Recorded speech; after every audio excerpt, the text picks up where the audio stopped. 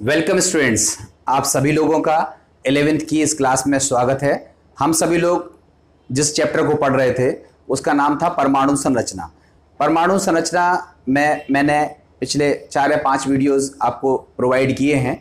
उम्मीद है आप सभी लोगों ने उन वीडियोस को क्रम से देखा होगा। जिन भी बच्चों ने उन वीडियोस को नहीं देखा है वो क्रम से देख लें, आपको ये टॉपिक और भी बेहतर तरीके से समझ में आएंगे। आज हम बात करेंगे, हमारे जस्ट लास्ट वीडियो में हमने बात करी थी कैथोड किरण की।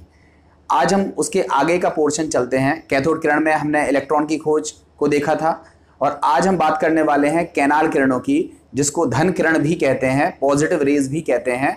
और इस किरण की खोज के साथ साथ कहीं ना कहीं प्रोटॉन की जो खोज है वह भी कहीं ना कहीं जुड़ी हुई है। किस तरह से हम उसको देखते हैं वो यहाँ पर आप समझिए। हमारी जो हेडिंग है उस हेडिंग का नाम है कैनाल किरण और प्रोटॉन की खोज। कैनाल किरण, कैनाल मतलब होता है छिद्र, या एक तरह से कह लीजिए कैनाल का मतलब होता है जैसे पतला सा सुरंग टाइप की बना दी जाए, उसको हम बोलते हैं कैनाल, और उसको बोलते हैं कैनाल रेज। और ये है प्रोटॉन की खोज। देखो होता क्या है, जैसा हमने कैथोड किरणों में किया था ditto same to same process हमें कैनाल किरणों में करना है। मतलब हम लोगों ने एक क्या करना है, कांच की लेना है विसर्जन नली। आपने देखा था, जिन्होंने पिछला वीडियो ना देखा हो वो देख लें। एक हमें लेना है कांच की विसर्जन नली, उसमें लगाना है अत्यंत अल्प दाब, मतलब इसके अंदर की जो वायु है उसको हम खींच लेंगे। और उसके बाद हाई वोल्टेज बैटरी से, ये एनोड कैथोड है और ये एनोड है, इसका कनेक्शन किससे करेंगे, हाई वोल्टेज बैटरी से या उच्च विभव वाली बैटरी से हम इसका कनेक्शन कर देंगे। इस विसर्जन नली में खास बात यह है कि हमने जो कैथोड लिया है उसमें ढेर सारे छेद थे, ढेर सारे छिद्र थे, तो इसको हम बोलते हैं छिद्रित कैथोड लगी हुई विसर्जन नली। विसर्जन नली ही है बट इसमें कैथोड में ढेर सारे होल्स हैं, इसलिए इसको बोलते हैं छिद्रित कैथोड लगी हुई विसर्जन नली में अत्यंत अल्प दाब। अल्प दाब आपको पता है 0.001 mm जो हमने पहले लिया था वही यहां पर लेना है। अत्यंत अल्प दाब पर यदि हम विद्युत विसर्जन करते हैं तो नो डाउट विद्युत विसर्जन करने पर हमें कौन सी किरणें मिल रही थी, कैथोड किरणें। देखो अभी भी देखो ये कैथोड किरणें मिल ही रही हैं। देखो ये कैथोड है, ये एनोड है। कैथोड से एनोड की तरफ जो किरणें चल रही थी वो कौन सी थी, कैथोड किरणें। इनके बारे में तो हम पढ़ चुके हैं। मगर जब हम छिद्रित लगी हुई कैथोड लेते हैं तो हम क्या देखते हैं, एक एक्स्ट्रा, एक नई तरह की किरणें यहां से निकलती हैं जो दिखती तो नहीं है। ये लाल कलर की दिख रही है ना, ये लाल कलर की नहीं होती है, दिखती नहीं है ये, मगर यहां पर टकरा करके वो चमक उत्पन्न करती हैं, तो हमको चमक दिखाई देती है। और इन चमक को वैज्ञानिकों ने नोटिस किया, वैज्ञानिकों ने इस चमक को देखा, इस पर प्रयोग किए और बाद में पता लगाया कि ये जो चमक है ये दूसरी किसी विशेष किरण के कारण उत्पन्न हो रही है। और उस किरण को वैज्ञानिकों ने जो नाम दिया वो नाम दिया कैनाल किरण। क्यों कैनाल नाम दिया, क्योंकि ये कैथोड में छिद्र थे, कैनाल्स थे, और उन कैनाल से होते हुए ये गुजर रही थी, इसलिए इन किरणों को क्या नाम दिया, कैनाल किरण नाम दिया। आगे चलकर कुछ वैज्ञानिकों ने इसकी और स्टडी करी और एक वैज्ञानिक आते हैं जिसका नाम है डब्ल्यू वाइन। ये पता लगाते हैं कि ये जो कैनाल किरणें हैं ये धन आवेशित कणों से मिलकर बनी होती हैं। उसके बाद जे टॉमसन इस किरण को नाम देते हैं धन किरण, इसलिए इन किरणों को हम क्या कहते हैं, धन किरण भी कहते हैं। तो हमने ये ओवरऑल चीज जो आपको बोल करके समझाई है यही चीज डिटो बोर्ड पर लिखी हुई है। ठीक है, देखो बोर्ड पर मैंने केवल इसलिए लिखा हुआ है, मैं लिखता कोशिश भर कम ही हूँ, बट बोर्ड पर लिखना यहाँ अनिवार्य इस वजह से था क्योंकि अभी आप चूंकि 10th पास करके 11th में आए हुए हो, आप लोगों की ऑनलाइन पढ़ने की शायद उतनी ज़्यादा हैबिट आपकी नहीं है।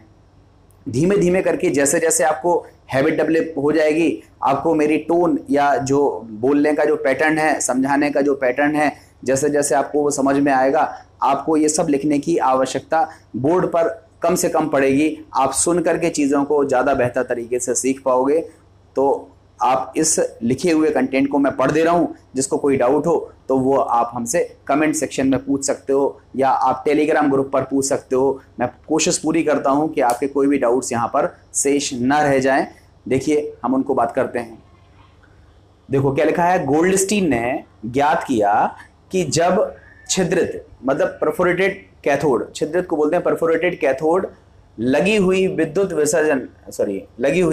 विसर्जन नली में, छिद्रित कैथोड लगी हुई यहां लिखना चाहिए विसर्जन नली में, विसर्जन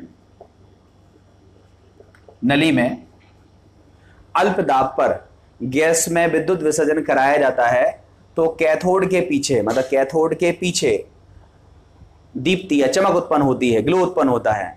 उन्होंने प्रयोगों द्वारा सिद्ध किया कि यह एक प्रकार की किरणें कैथोड के छिद्रों से निकलकर कैथोड के पीछे के क्षेत्र में प्रविष्ट होती हैं और इस प्रकार कैथोड के पीछे दीप्ति उत्पन्न होती है या चमक उत्पन्न होती है। गोल्डस्टीन ने इन किरणों का नाम कैनाल किरण रखा क्योंकि ये किरणें कैथोड के छिद्रों से निकलकर दूसरी ओर जाती हैं। ठीक है, आप इस भाषा को खुद से पढ़ लीजिएगा और ध्यान से समझिएगा हमने क्या क्या बोला है।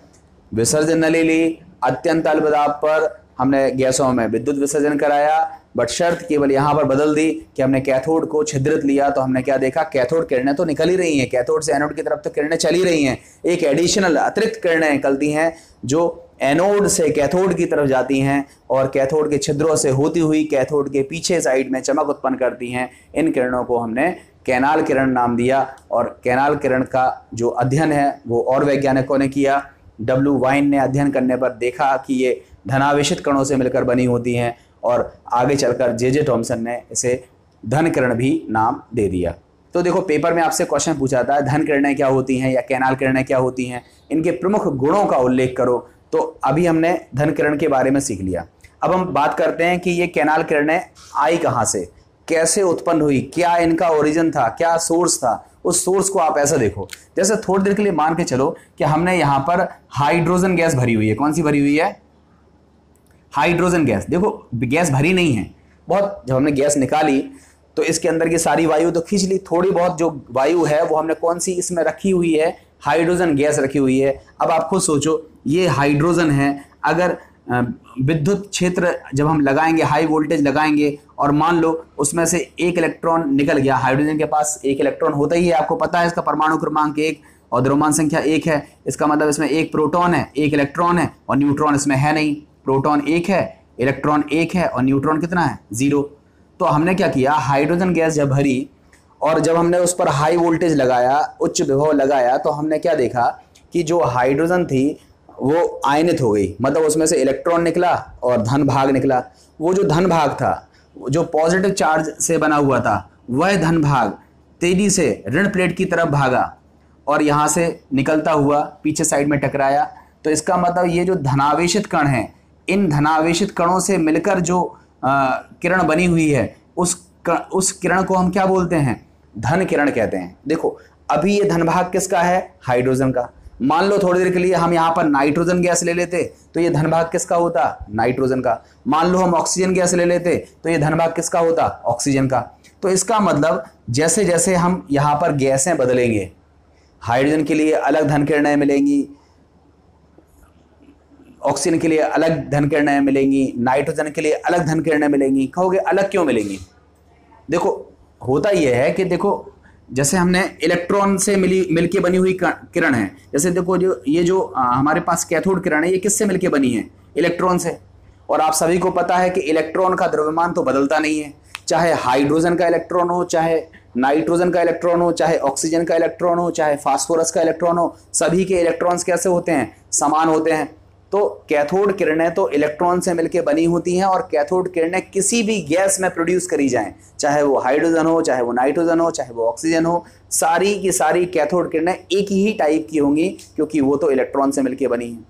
मगर जब हम कैनाल किरण की बात करते हैं तो वो धन भाग से मिलकर बनी होती हैं, धनावेशित कण से मिलकर बनी होती हैं। ये जो धनावेशित कण है ये हाइड्रोजन के लिए अलग होगा, नाइट्रोजन के लिए अलग होगा, फास्फोरस के लिए अलग, ऑक्सीजन के लिए अलग होगा। तो हमने क्या देखा कि ये जो धन किरणें हैं ये अलग अलग गैसों के लिए अलग अलग टाइप की होती हैं। ठीक है, तो जब हम सबसे सिंपल गैस मतलब जब हम हाइड्रोजन का अध्ययन करते हैं तो हम क्या पाते हैं कि ये जो धन भाग है, अब बताओ इलेक्ट्रॉन जब निकल गया तो ले देकर के उसके पास क्या बचा, प्रोटॉन बचा।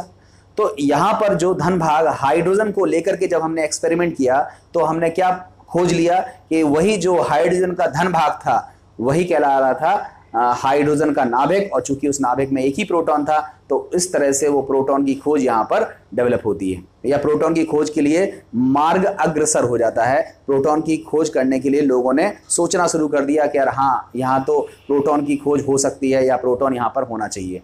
तो इस तरह से हमने देखा कि ये कैनाल किरणें इस तरह से उत्पन्न होती हैं। अब हम बात कर लेते हैं कि कैनाल किरणों के गुण क्या होते हैं। तो देखो, कैनाल किरणों के गुण लगभग वैसे ही हैं जैसे हम लोगों ने कैथोड किरणों के गुण को पढ़ा हुआ था। कुछ एक दो गुण अलग हैं, उनको मैं अलग से डिस्कस कर दे रहा हूँ। देखिए, सबसे पहला है, ये भी सीधी रेखा में चलती हैं। आप बताओ, जिन्होंने भी पिछला वीडियो देखा था उनको बताया था कि जो कैथोड किरणें हैं वो सीधी रेखा में चलती हैं। यहाँ पर हम क्या बोलेंगे कि जो कैनाल किरणें होती हैं वो भी कैसी रेखा में चलती हैं? सीधी रेखा में चलती हैं। दूसरा है, कैनाल किरणें सूक्ष्म कणों से मिलकर बनी होती हैं। अभी भी बताया कि ये धनावेशित भाग से मिलकर बनी होती हैं, स्टडीज़ में पता चला। तो इस तरह से ये दूसरा पॉइंट होगा कि जो कैनाल किरणें हैं वो सूक्ष्म कणों से मिलकर बनी होती हैं, और बाद में ये भी पता लगा लिया गया कि ये किरणें कैसी होती हैं? धनावेशित होती हैं। कहोगे कैसे पता लगा लिया? तो उसको पता लगाने के लिए तीसरा पॉइंट है, ये हमारी कैनाल किरणें जा रही थी, हमने यहाँ पर धन प्लेट लगा दी, यहाँ ऋण प्लेट लगा दी, तो हमने क्या देखा? सारी की सारी जो कैनाल किरणें हैं वो ऋण प्लेट की तरफ मुड़ गई। और ऋण प्लेट की तरफ मुड़ने का मतलब है कि ये किरणें निश्चित रूप से धनावेशित कणों से मिलकर बनी होंगी, तभी तो वो ऋण प्लेट की तरफ मुड़ रही हैं। तो इस तरह से हमें ये भी पता लगा लिया कि जो कैनाल किरणें होती हैं वो विद्युत क्षेत्र में और चुंबकीय क्षेत्र में, दोनों ही क्षेत्रों में क्या हो जाती हैं? मुड़ जाती हैं, और जिससे इस बात की पुष्टि भी होती है, सिद्ध होता है कि जो कैनाल किरणें हैं वो आवेशित कणों से मिलकर बनी होती हैं, और बाद में ये पता चल गया कि ये धनावेशित कणों से मिलकर बनी होती है। ठीक है, ये जो 3 गुण हमने पढ़े हैं ये आपने सीख लिए। अब हम बात करते हैं चौथे गुण की। देखो, अगर हम इन कैनाल किरणों के मार्ग में धातु की पतली पन्नी रखें तो ये आर पार निकल जाती हैं, तो इसका मतलब इसकी भी भेदन क्षमता तो होती ही है। आर पार भेदने की जो क्षमता है वो कैनाल किरणों की भी होती है। मगर आप खुद सोचो, इलेक्ट्रॉन एक छोटा सा कण है और ये धन कण थोड़ा सा बड़ा है। भाई, इसमें प्रोटॉन है, आपको पता है प्रोटॉन का द्रव्यमान ज़्यादा होता है, इलेक्ट्रॉन का द्रव्यमान तो जरा सा है। तो इसका मतलब हमने क्या देखा कि जो इलेक्ट्रॉन है उससे बनी हुई किरण, मतलब कैथोड किरण, जल्दी से आर पार निकल जाएगी। मतलब कैथोड किरणों की भेदन क्षमता क्या होती है? ज़्यादा होती है। मगर जब हम कैनाल किरणों की बात करते हैं तो वो बड़े कणों से मिलकर बनी होती हैं, आर पार निकलती ज़रूर हैं, बट इनकी भेदन क्षमता जो होती है वो कैथोड किरणों की तुलना में क्या होती है? कम होती है। देखो, ये लिखा हुआ है कि ये किरणें धातुओं की बहुत पतली पन्नी को भेदकर आर पार निकल जाती हैं। इनकी भेदन शक्ति कैथोड किरणों की तुलना में कम होती है। नेक्स्ट है कि ये किरणें प्रतिदीप्ति और स्फुरदीप्ति उत्पन्न करती हैं। कई लोग कहते हैं ये प्रतिदीप्ति स्फुरदीप्ति क्या चीज़ है? देखो, आप इसको ऐसा समझ लो, जैसे एक किरण गई और एक आगे स्क्रीन है, उस स्क्रीन पर वो टकराती है। ये प्रतिदीप्तिशील पर्दा टाइप का रहता है, कुछ केमिकल उस पर लगा रहता है। हम समझाने के लिए इसको ले रहे हैं, ठीक है? तो हमने एक केमिकल लगा हुआ एक पर्दा लिया, उस पर हमने एक किरण डाली, तो किरण जैसे ही उस पर्दे पर टकराती है चमक उत्पन्न होती है। तो पर्दे पर टकराना, चमक उत्पन्न करना, इसको बोलते हैं प्रतिदीप्ति। ठीक है, टकराना, चमक उत्पन्न करना, इसको बोलते हैं प्रतिदीप्ति। अब हमने किरणों को डालना बंद कर दिया तो हमने क्या देखा कि चमक थोड़ी देर तक उत्पन्न होती जा रही है। यहां तो चमक उत्पन्न हुई और रुक गई, तो इसको हम बोलते हैं प्रतिदीप्ति। मगर क्या, जब हमने किरणों को डालना बंद भी कर दिया, हम किरणें नहीं डाल रहे हैं, फिर भी देख रहे हैं कि थोड़ी देर तक वो चमक उत्पन्न हो रही है, अपने आप हो रही है। तो इसका मतलब थोड़े समय तक चमक उत्पन्न होते रहना, इस गुण को हम क्या बोलते हैं? स्फुरदीप्ति या फॉस्फोरेसेंस बोलते हैं। देखो, इसको ऐसा समझो, जैसे हमने आपसे बोला कि हमें कोई वस्तु क्यों दिखती है। जैसे सपोज दैट मैं आपको दिख रहा हूं या कोई वस्तु आपको दिख रही है, तो हम आपसे बोल रहे हैं वो वस्तु क्यों दिख रही है। तो आप कहोगे उस वस्तु पर जो प्रकाश पड़ रहा है वो टकरा करके वस्तु से आपकी आंखों पर पड़ रहा है, इसलिए वो वस्तु आपको दिख रही है। सेम चीज़, आप एक घड़ी लो और उस घड़ी में आप देखो तो घड़ी में आपको दिखाई देता है इतने बज गए, इतने बज गए। दिन के टाइम पे दिखाई देता है। क्यों दिखाई देता है? क्योंकि दिन के टाइम पर रोशनी घड़ी में पड़ी और घड़ी से टकराने के पश्चात आपकी आंखों पे पड़ी, तो आपको घड़ी दिख रही है। मगर कभी कभी आपने देखा होगा कि कुछ घड़ियां ऐसी होती हैं जो अंधेरे में भी दिखाई देती हैं। तो वो अंधेरे में क्यों दिखाई देती है? अंधेरे में तो प्रकाश पड़ नहीं रहा है, फिर वो आपको क्यों दिखाई देती हैं? वो किसकी वजह से दिखाई देती हैं? स्फुरदीप्ति की वजह से दिखाई देती हैं, फॉस्फोरेसेंस की वजह से दिखाई देती हैं। वो स्फुरदीप्ति का गुण किस तरह आता है? आप ऐसा सोचो, उन घड़ियों के अंदर कुछ ऐसा केमिकल लगा रहता होगा जो दिन के टाइम में रोशनी को एब्जॉर्ब कर लेता है, और रात के टाइम वो धीमे धीमे रोशनी को क्या करता है, इमिट करता है, छोड़ता है, और वही रात के समय अंधेरे में जब उस घड़ी को आप देखते हो तो वही इमिटेड लाइट आपकी आंखों पर पड़ती है और वो घड़ी आपको दिखाई देने लगती है। इस तरह से हमने देखा कि जो कैनाल किरणें होती हैं वो प्रतिदीप्ति उत्पन्न करती हैं, टकरा करके चमक उत्पन्न करती हैं और कुछ लंबे समय तक चमक उत्पन्न होती रह सकती है। तो इसको हम बोलते हैं कि कैनाल किरणें प्रतिदीप्ति के साथ साथ स्फुरदीप्ति भी उत्पन्न करती हैं। और लास्ट में हमने सीखा कि जो इनका वेग है वो कम होता है। आपको देखो इलेक्ट्रॉन पतला दुबला सा है, तेजी से भागेगा, ये धन भाग है, ये मोटा सा भाग है, इसके भागने की स्पीड क्या होगी, कम होगी। तो जो कैनाल किरणें हैं उनका वेग कम होता है और जो कैथोड किरणें हैं उनका वेग क्या होता है, ज़्यादा होता है। ये इसके गुण हैं। उम्मीद है आपको ये चीज़ समझ में आ गई होगी। यहाँ पर एक और ख़ास बात जो सीखने की है, जिसको आपको याद भी रखना है और फटाफट सीख लेना है, कि जो स्पेशल चीज़ है, जो विशेष बहुत ज़्यादा पूछी जाती है, वह पूछी जाती है E/m अनुपात। देखो E मतलब होता है आवेश और m होता है द्रव्यमान, ठीक है। ये E/m जो है आवेश और द्रव्यमान का जो अनुपात है वो कैथोड किरण के लिए भी निकाला गया और कैनाल किरण के लिए भी निकाला गया। किसके लिए निकाला गया, कैथोड किरण के लिए भी निकाला गया और कैनाल किरण के भी निकाला गया। तो देखो कैथोड किरण में इलेक्ट्रॉन पर आवेश फिक्स है। आपको पता है इलेक्ट्रॉन का आवेश कितना होता है, -1.6 इंटू 10⁻⁻19 कूलम, और इलेक्ट्रॉन का द्रव्यमान भी फिक्स है 9.1 इंटू 10⁻31 किलोग्राम। तो इलेक्ट्रॉन का तो आवेश भी फिक्स है, इलेक्ट्रॉन का द्रव्यमान भी फिक्स है, इसलिए कैथोड किरणों के लिए E/m का मान कैसा आता है, नियत आता है, हमेशा क्या आता है, एक जैसा आता है। मगर जब हम कैनाल किरणों की बात करते हैं तो कैनाल किरण धन किरण है, आवेश तो चलो हमने मान लिया कि फिक्स है, मगर जो m है, जो द्रव्यमान है, वह बदल जाता है, क्योंकि ये जो m है वो बेसिकली प्रोटॉन नहीं है। क्योंकि अगर हम नाइट्रोजन लेंगे तो नाइट्रोजन में 7 प्रोटॉन है, ऑक्सीजन लेंगे तो उसमें 8 प्रोटॉन है। तो हम क्या देखते हैं, ये जो m है वो अलग अलग गैसों के लिए अलग अलग प्राप्त होता है, इसलिए जो कैनाल किरणें होती हैं उसके लिए E/m का मान नियत नहीं आता है। बहुत इंपॉर्टेंट क्वेश्चन है, आपसे पूछा जाता है कि E/m का मान किन किरणों के लिए नियत होता है, तो कैथोड के लिए नियत होता है, कैनाल किरणों के लिए E/m का मान नियत नहीं होता है। E/m का मान कितना होता है ये आप अपनी बुक से देख लीजिएगा, न्यूमेरिक वैल्यू है, इसको आप याद भी कर सकते हैं, कभी कभी पूछा जाता है। अब देखो इसके क्वेश्चंस कितने स्टैंडर्ड बनते हैं। आपसे पूछा जाएगा कैथोड किरण के संबंध में निम्नलिखित में से कौन सा कथन सत्य नहीं है, 4 विकल्प दे देंगे। अब अगर आपने अधूरा ज्ञान लिया होगा, little knowledge is very dangerous, हम आपसे हमेशा कहते हैं कि या तो चीज़ों को जानो मत, और या फिर जानते हो तो फिर पूरी तरह जानो। क्योंकि आप जब क्वेश्चन सॉल्व करते हो तो 2 तरह के एग्जाम होते हैं। एक होते हैं बिल्कुल जो बहुत छोटे लेवल के एग्जाम होते हैं, उनमें तो बड़ी सीधी सीधी चीज़ पूछी जाती है कि भाई इलेक्ट्रॉन की खोज किसने की थी। मगर जब आप स्टैंडर्ड एग्जाम में जाओगे तो आपसे ये नहीं पूछेगा कि कैथोड किरण की खोज किसने की थी, आपसे पूछा जाएगा कि कैथोड किरण के संबंध में कौन सा कथन सत्य है। आपसे दिया होगा कि कैथोड किरणें सीधी रेखा में चलती हैं, दूसरा क्वेश्चन दिया होगा कैथोड किरणें ताप दीप्ति उत्पन्न करती हैं, तीसरा दिया होगा कि कैथोड किरणें ऋणावेशित कणों से मिलकर बनी होती हैं, और चौथा दिया होगा कि कैथोड किरण के लिए E/m का मान नियत नहीं होता है। तो अब आपको पहला दूसरा तीसरा तो समझ में आ रहा है, बट E/m पढ़ा ही नहीं था। तो देखो E कुछ नई चीज नहीं है, E है आवेश और m है द्रव्यमान। कैथोड किरण में आवेश भी फिक्स है और कैथोड किरण इलेक्ट्रॉन से मिलकर बनी है, तो इलेक्ट्रॉन का द्रव्यमान भी फिक्स है। इसलिए कैथोड किरण के लिए E/m का मान जो होता है वो कैसा होता है, हमेशा एक जैसा होता है, बराबर होता है, नियत होता है। मगर जब हम कैनाल किरणों की बात करते हैं तो कैनाल किरणें धनावेशित कणों से मिलकर बनी होती हैं। मान लेते हैं कि जो धनावेश है उसमें आवेश का मान तो चलो फिक्स है, मगर जो उसका द्रव्यमान है वो हाइड्रोजन के लिए अलग होगा, नाइट्रोजन के लिए अलग होगा और ऑक्सीजन के लिए अलग होगा, अलग अलग गैसों के लिए अलग द्रव्यमान होगा।